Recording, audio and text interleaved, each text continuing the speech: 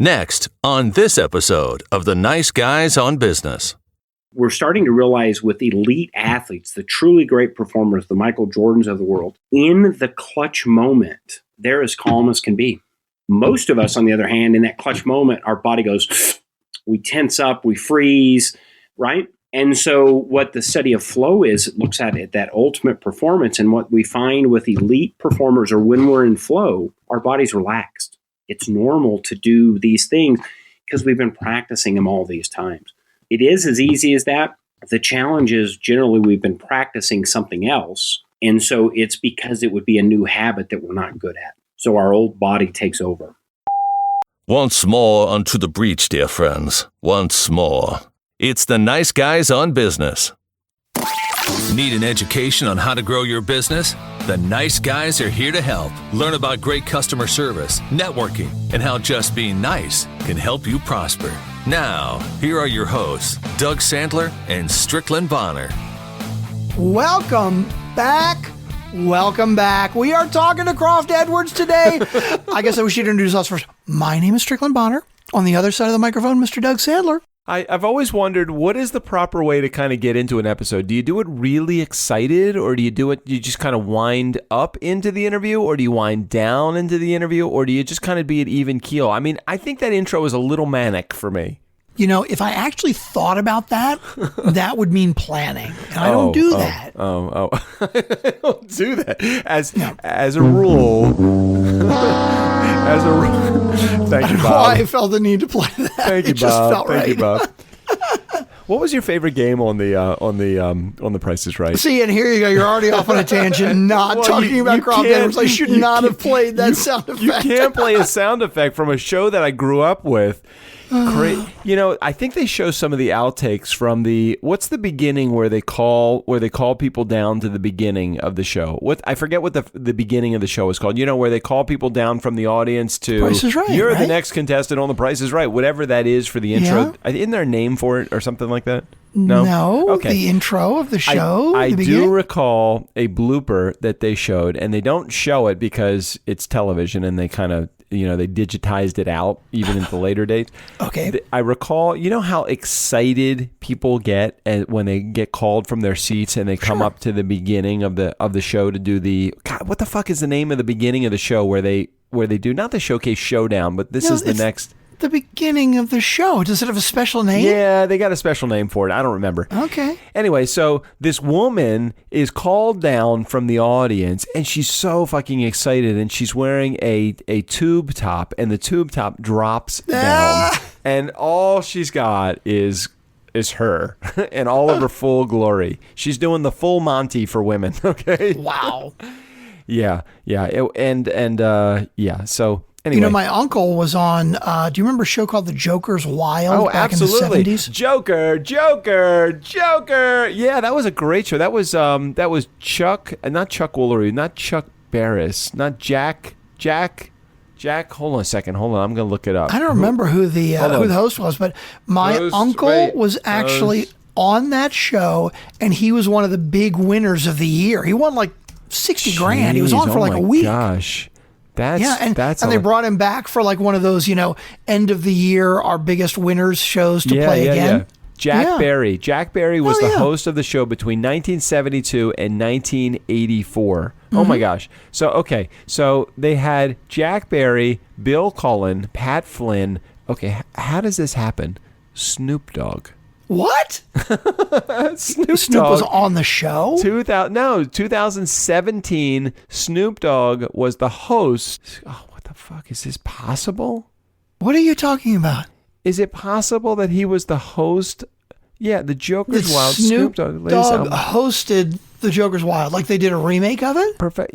I guess. I don't really even know. It's got all of the hosts. The Joker's Wild presented by Jim Beck, Jack Barry, Bill Cullen, Pat Flynn, and then Snoop Dogg. Was there a latest episode of this?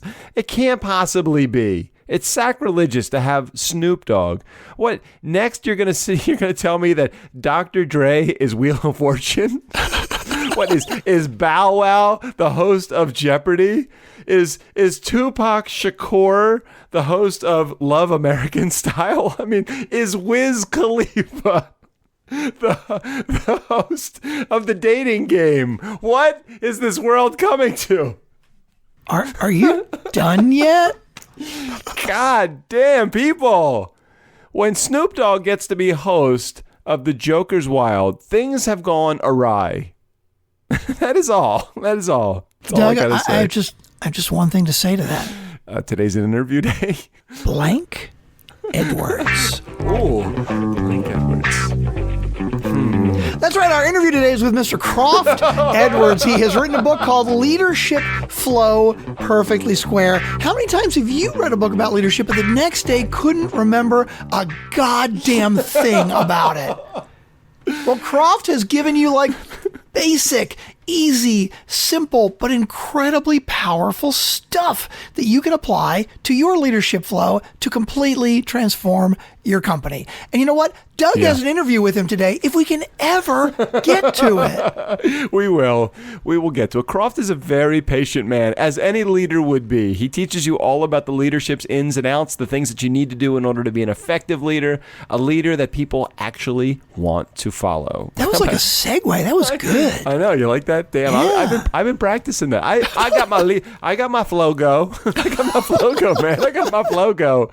All right, so before we get to the interview with Croft Edwards, let's just remind you of a couple of really quick things. If you are playing Funkin' Fans Bingo with us, text Nice Guys to 31996. We appreciate everybody listening to our show. Fuck iTunes if you're listening on Overcast. If you're listening on Overcast. I think we need to add that as a bingo square. One of the hosts says, fuck iTunes. Right. Fuck iTunes. Listen to us on Overcast. If you are listening on Overcast, which we know over 80% of you are, and actually we are known for our Overcast. We are good on Overcast. We are really good. If you're listening on Overcast, just do us a favor. Please hit the recommend button. It's the little gold star that is right there on the show notes. Check out the show notes for Croft Edwards, who was on the show today as well. We are proud to be affiliated with the C-Suite Radio Network and the Greatness Podcast Network. All right, let's get to our interview here with Croft Edwards on The Nice Guys. Are you a solopreneur or a big-timepreneur with the idea of growth as a part of your vision? If so, this is a great episode to tune into. My friend and returning guest to the Nice Guys on Business podcast, Croft Edwards, he's got a new book sharing his journey and his expertise in the leadership space called Leadership Flow Perfectly Square, a story about learning to lead and transforming a company. Welcome, Croft, to the Nice Guys return episode. I'm so excited to have you here. Yes, awesome. Thank you, Doug. It's great to be back. Hey, I was doing a little research, as is never the case, as you know, if you've listened to any of the episodes here. Yes. Doing a little research in this particular case. So you don't have to agree so quickly, Croft, that I don't do any research on my guests. Episode 64 in September of 2015. So you had to be within probably the first 20, because I think we did like 40 or so episodes before we even had guests on the show. So you had to be within the first couple dozen. Have we improved over listening over the listening years, or we? It could be a good thing one way or the other. It could have taken me this long to be invited back, it was so profound that you begged me to come back for all this time. Something like that. You know, I can't even get the freaking episode on iTunes anymore. I can't go back. They don't go back that many episodes. Yeah. We're on episode, let's see, you appeared in September of 15. That was episode number 64. By the time this airs, we will probably be right around the 400th episode. Wow. That's amazing. It's pretty crazy. So thanks for being a part of the completely uphill climb. Great to be a part of it.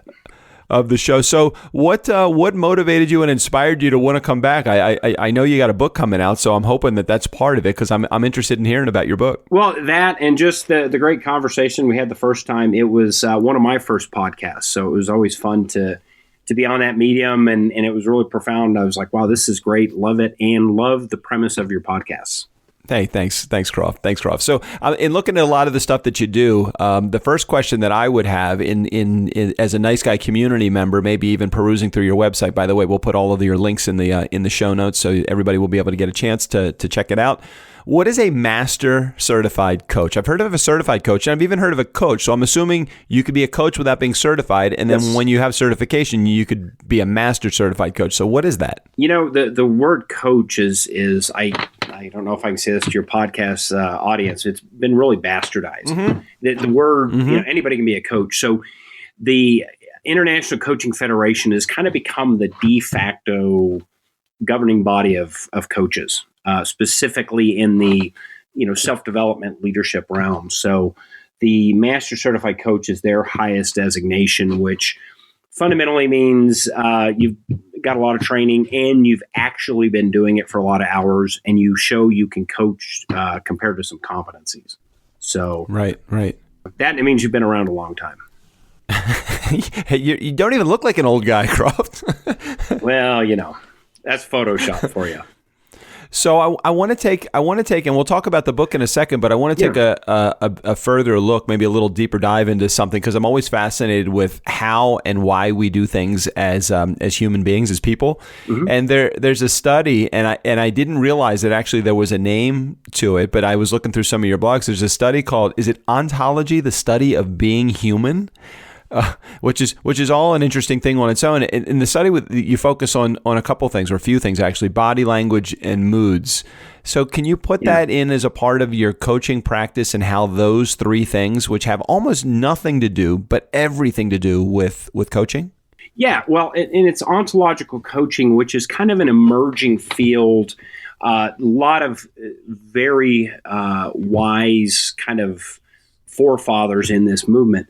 But a lot of my training is from a guy named Julio Alaya, who started Newfield Network, and he started, in a sense, a new field. And the premise is that ontological coaching is based on how we observe the world determines what we see. And how we observe it, well, first of all, we're linguistic beings. We use language, and we create things in language. Language is generative. So you and I have a conversation. I say, hey, let's go to lunch tomorrow. We're creating a future tomorrow. So we're linguistic beings. We're emotional beings. And in most organizations, in business especially, moods and emotions are like this taboo thing, unless they're good moods and emotions. Yeah. But the challenge is that we all have moods and emotions. We're always in a mood or emotion. And then the third piece is the body. We all have bodies. Conventional thinking a lot of times is we're brains on a stick, right? And we have this brain and the body gets us there. But think about it. How does Superman stand? That's a very different body than, say, the character of Sad Sack with shoulders slumped, eyes down. So our bodies and our moods and emotions determine what we see.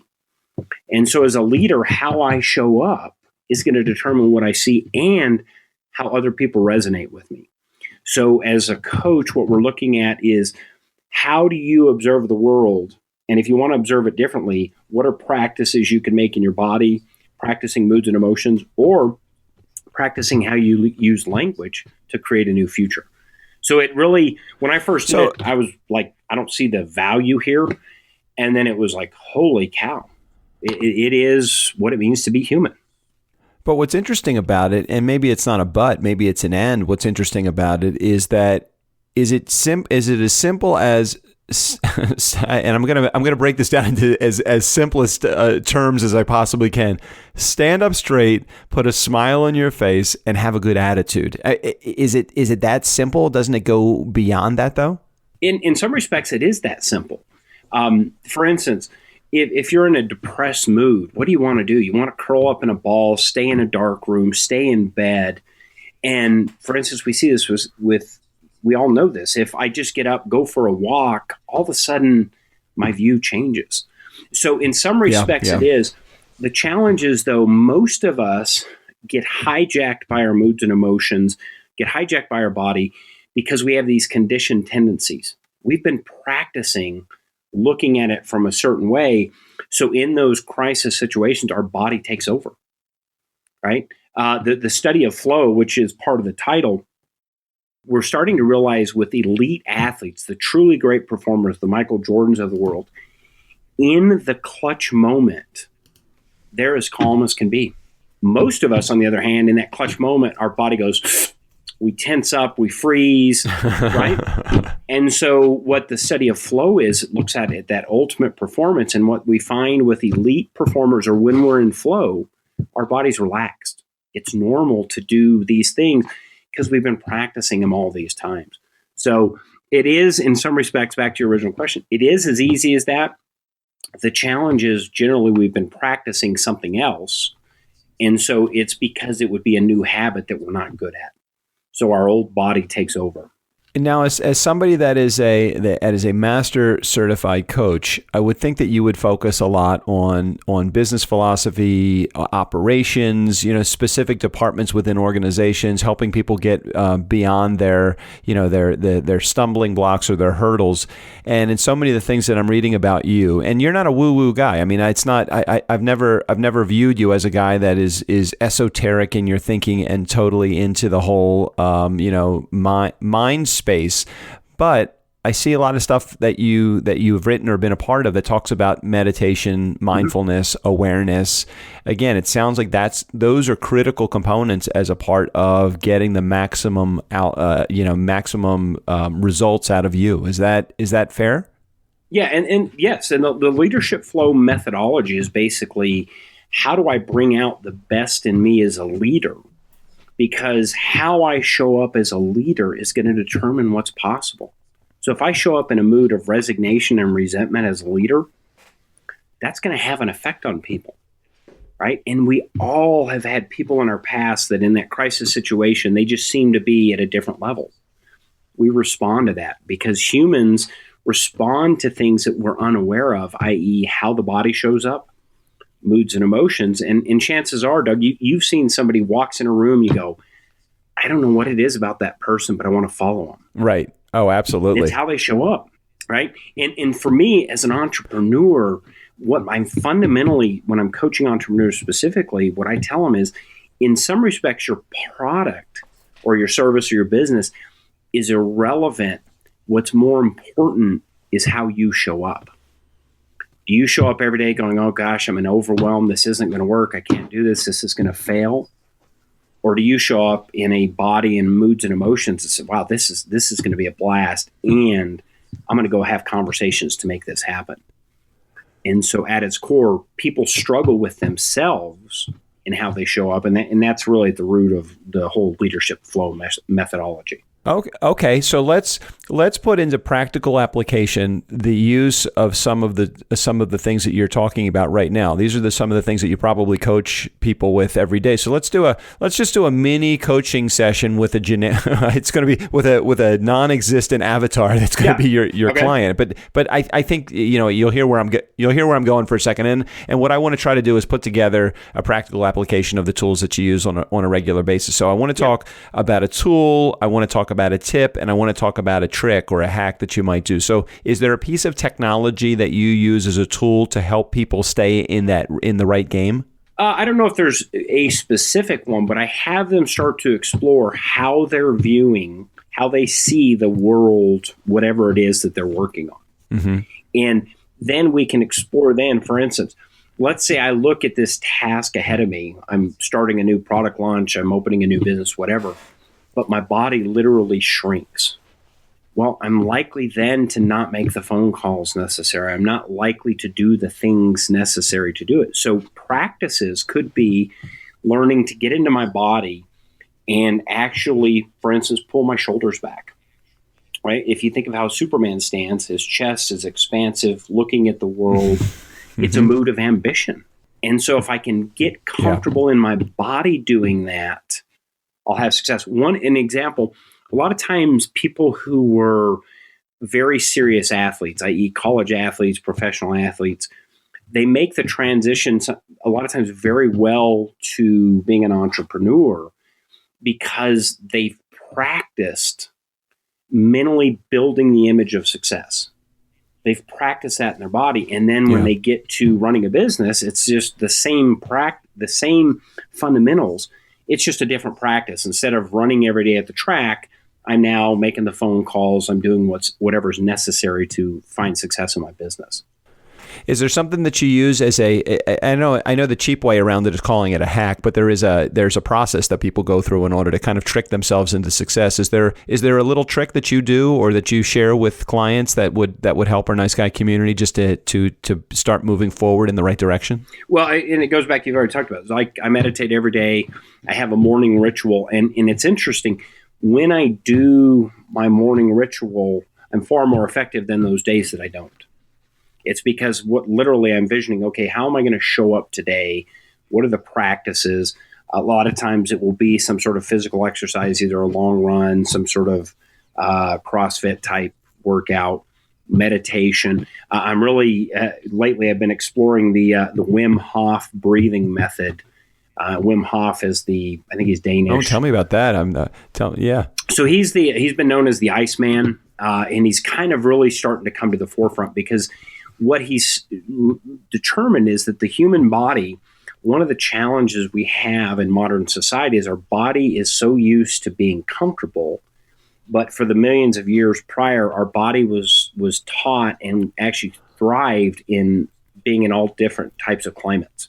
So Wim Hof is this guy, he's the Iceman. He can literally, be in cold water. He can adapt his body's immune system to deal with stuff. And so he has this breathing method. And so I'll do stuff like that. So there's really cool cutting edge stuff because we're starting to realize the body comes into play in success. In the past, like I said, we just thought we were brains on a stick.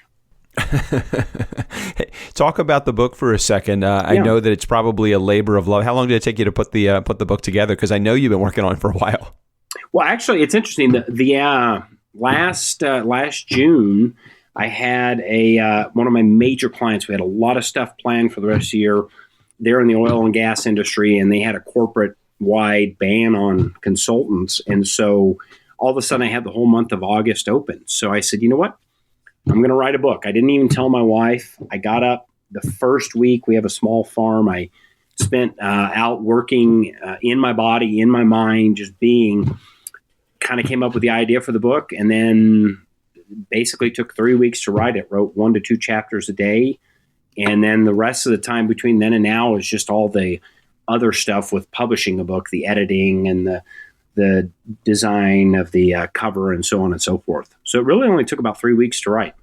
Yeah, isn't it amazing that the actual writing process is minimal compared to the design and the layout, the editing, then that next part comes in, which is writing a book is 20% writing, 80% marketing. Yeah. Exactly. Oh, that's the hardest. That's the biggest challenge in writing a book is actually getting it out there to the world. Yeah, and you think, I've written this great book and I'm excited to get it in people's hands, but you and 40 million other people have done the same thing. So it's how do you differentiate? And and that's one of the reasons I wrote the book the way I did. So, what part of the labor of love was your most favorite in the book? Is there a specific chapter or some area that you really could feel yourself being pulled to when you put the book together? Let's share a little bit about the book itself. What I did when I sat down and wrote the book, I had several clients that in our relationship, I'd give them a book to read and they'd struggle because it was the 300-page tome on how to do X.